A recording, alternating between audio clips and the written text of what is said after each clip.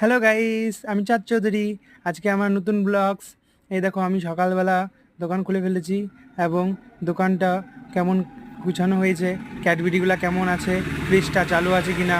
তারপরে যে চা চা চা না খেলে কিন্তু শরীর ভালো থাকে না। তাই জন্য আমি চা বিক্রি করি, কারণ চাটা ভালো বিক্রি হয়। এই কোম্পানির চাটা খুবই ভালো।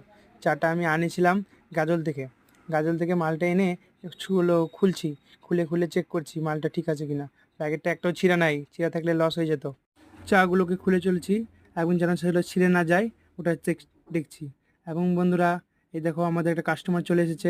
সে বলছে হলো ঠান্ডা নেবে, তাই ঠান্ডাগুলো দেখছি কী কী নেবে, কী কী নেবে। ফ্রুটি নেবে বলছে, তারপর বলছে না না নিব না, টাকা নেই। সেই বলে আমাকে খাটনি করে চলিয়ে গেল।